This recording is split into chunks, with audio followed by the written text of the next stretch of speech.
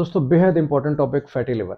आजकल हर दूसरे या तीसरे शख्स को फैटी लिवर है। कभी भी अगर आपको अचानक अल्ट्रासाउंड करवाना पड़े किसी और बीमारी की वजह से, तो डॉक्टर आपको ये बताता है कि यार आपको तो फैटी लिवर भी है। आप बहुत परेशान हो जाते हैं, पुरानी बीमारी को तो आप भूल जाते हैं और अपनी अल्ट्रासाउंड रिपोर्ट जगह जगह लेके फिर रहे होते हैं कि यार मैं क्या करूं, मुझे तो फैटी लिवर भी हो गया है। दोस्तों आज इसके ऊपर बात करेंगे कि फैटी लिवर आखिर क्यों होता है, इसकी क्या वजूहात हैं और फैटी लिवर की प्रिवेंशन के लिए हमें क्या करना चाहिए। मेरी वीडियो को एंड तक देखिएगा, मुझे फॉलो कर लें, लाइक कर लें और सब्सक्राइब कर लें ताकि आने वाली हेल्थ टिप्स भी आपको मिलती रहें। दोस्तों सबसे पहले तो मैं आपको ये बताऊं कि फैटी लिवर सब बीमारियों की जड़ है। अगर आपने कभी अल्ट्रासाउंड करवाया हो और किसी और बीमारी की वजह से, मसलन आपको स्टमक में पेन रहता है, पित्ते में पथरी हो गई है, कॉन्स्टिपेशन है, गैसेस बन बन रही हैं आपकी अब्डोमेन में, आपको भूख नहीं लग रही, खट्टे डकार आ रहे हैं, तो समझ जाएं कि फैटी लिवर की वजह से ही आपको ये सारी बीमारियां हुई हैं। आहिस्ता आहिस्ता ये सारी बीमारियां आपको फैटी लिवर की वजह से हुई हैं। तो दूसरे लफ्जों में मैं आपको ये कहूंगा कि फैटी लिवर सबसे बड़ी जड़ है सब बीमारियों की, यानी पेट की सारी बीमारियों की जो जड़ है वो फैटी लिवर है। अगर आपको फैटी लिवर नहीं है तो आपको ये सारी बीमारियां जो मैं आपको बता रहा हूं नहीं होंगी। ना आपको गैस होगी, ना कॉन्स्टिपेशन होगी, ना आपको पित्त में पथरी होगी, ना आपको गैसेस की वजह से मुंह में खट्टे डकार पानी आएगा। तो इस टॉपिक को दोस्तों गौर से सुनिएगा और समझने की कोशिश कीजिएगा। फैटी लिवर जैसे ही आपको होता है, आपकी बॉडी में जितनी फैट होती है दोस्तों, जो वाइटल ऑर्गन लिवर है उसमें डिपॉजिट होना शुरू हो जाती है। जब जरूरत से ज्यादा आप एक्स्ट्रा चर्बी लेना शुरू कर देते हैं, एक्स्ट्रा फैट्स लेना शुरू कर देते हैं, तो जो आपकी बॉडी के अंदर पहले से फैट्स मौजूद होते हैं वो डिसॉल्व होते नहीं हैं, वो उधर के उधर ही पड़े रहते हैं। और जो नए फैट्स आप लेते हैं उससे आपकी बॉडी को, मसल्स को आपको एनर्जी मिलती रहती है। और होता यह है कि आपकी लिवर में भी चर्बी बढ़ती रहती है और आपके जिस्म में भी चर्बी बढ़ती रहती है। तो सबसे पहले सबसे ज़रूरी चीज़ ये है कि अपनी ज़िंदगी में फैट्स को कम कर दें। और फैट्स डिपॉजिट सबसे ज़्यादा किस चीज़ से होते हैं? शुगर से। दोस्तों आप हैरान होंगे, चीनी अगर आप अपनी ज़िंदगी से निकाल दें, चीनी और स्टार्च, तो आपका 90% प्रॉब्लम दोस्तों हल हो जाएगा। चीनी में आप जितने भी कोल्ड ड्रिंक्स पीते हैं, बाजार के जूसेस वगैरह लेते हैं, यकीन जानिए आज छोड़ दें। कुछ लोग आर्टिफिशियल स्वीटनर्स यूज करते हैं, डायबिटिक के पेशेंट, वो सबसे ज्यादा काज करते हैं फैटी लिवर। और उसकी वजह से जो फैट्स जो हैं ज्यादा डिपॉजिट होना शुरू हो जाते हैं बॉडी में। तो अपनी जिंदगी से चीनी को निकाल दें दोस्तों, बहुत कम चीनी, जो भी सिंथेटिक चीजें हैं उनको बंद करें, नेचुरल शुगर की तरफ आए, नेचुरल जूसेस लें, नेचुरल फ्रूट्स लें, फाइबर लें। तो ये देखिएगा आप बिल्कुल भी। चाय अगर आपने पीनी है तो कोशिश करें फीकी पीना शुरू कर दें यार, कुछ नहीं होता। अपनी सेहत और जान से अच्छी तो कोई चीज नहीं है। और अगर आपने लेनी है तो ना होने के बराबर डालें। हम 3-3 4-4 चम्मच डाल के चीनी पी रहे होते हैं और हमें नहीं पता कि हमारे जिस्म में जहर जमा हो रहा है। अच्छा दोस्तों, एक बात हमेशा मेरी याद रखें कि जिस बंदे की तोंद है, जिस बंदे का पेट बड़ा हुआ है, यकीन जानिए कि वो फैटी लिवर का शिकार है। दूर से ही अगर वो आ रहा हो, उसकी तोंद निकली हुई, बेशक जितना मर्जी आपका उसका मुंह लाल नजर आए, उसको सेहतमंद नजर आए, लेकिन याद रखें after 5 to 10 year he will be converted into Nash.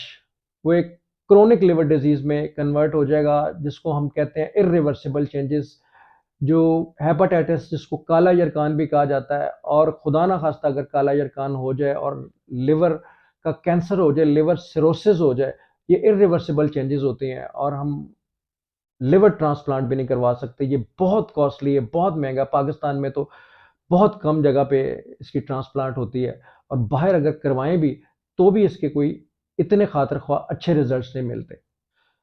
दूसरी चीज दोस्तों ये है कि आपका विटामिन डी लेवल ठीक होना चाहिए। जिन लोगों का विटामिन डी लेवल कम होता है दोस्तों, उनके लिवर में ज्यादा चांसेस होते हैं फैट्स डिपॉजिट होने के।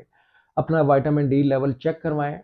और विटामिन डी लेवल ये नहीं है कि आपको दूध पीते जाएं और इस तरह की चीजें खाते जाए तो विटामिन डी लेवल पूरा हो जाएगा। अगर आप दूध भी पीते हैं, दूध के साथ साथ आपको वर्कआउट भी करना पड़ेगा। याद रखें, आपकी बॉडी में कैल्शियम कभी भी अब्जॉर्ब नहीं होगा जब तक आप वर्कआउट नहीं करेंगे। विटामिन डी अब्जॉर्ब होने के लिए कैल्शियम भी चाहिए। ये सब वाइस वर्सा चीजें हैं। और ये सारी चीजें बॉडी में बेशक आपके अंदर चले जाएं, लेकिन आप आउटडोर एक्टिविटी, एक्सरसाइज नहीं करते, लिक्विड इंटेक्स ज्यादा नहीं लेते, तो आपका विटामिन डी लेवल भी कम ही रहेगा। तो इसलिए अपने विटामिन डी को चेक करते रहें और उसके साथ अपना आउटडोर एक्टिविटी जो है वो एक्सरसाइज करते रहें। तीसरी चीज़ दोस्तों हम आएँगे, हम कौन से ऑयल्स यूज़ करें। आजकल बाज़ार में सनफ्लावर ऑयल यूज़ होता है, कैनोला ऑयल यूज़ होता है। ये इनकी जो न्यूट्रिशनल वैल्यू के ऊपर हम बात नहीं करेंगे, लेकिन आजकल की ये रिसर्च कहती है कि ये जो कुकिंग ऑयल है, ये सबसे बड़ी वजह है फैटी लिवर की।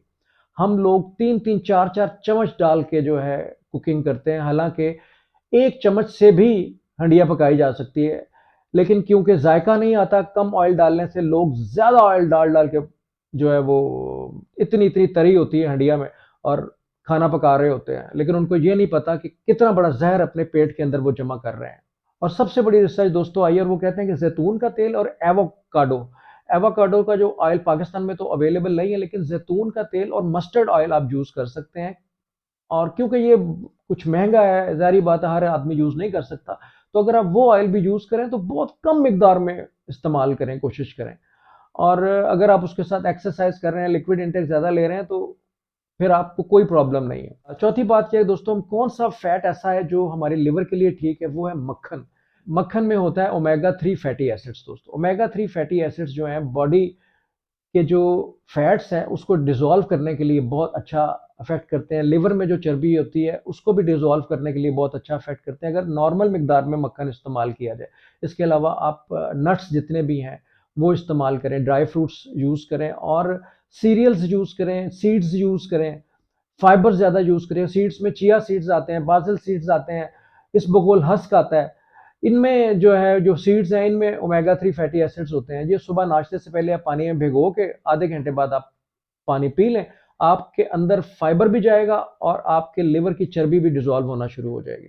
करें चक्की का आटा इस्तेमाल करें, किनवा इस्तेमाल करें, किनवे का आटा मिलता है आजकल। वो गंदम के आटे के बराबर उसकी कीमत आ गई है, वो आप इस्तेमाल कर सकते हैं।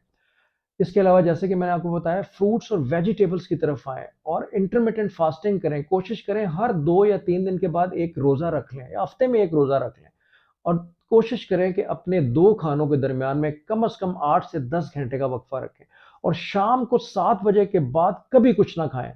अगर शाम को 7 बजे के बाद आप खाना-पीना छोड़ दें तो यकीन जानिए कि फैटी लिवर आपकी ज़िंदगी से बिल्कुल गायब हो जाएगा।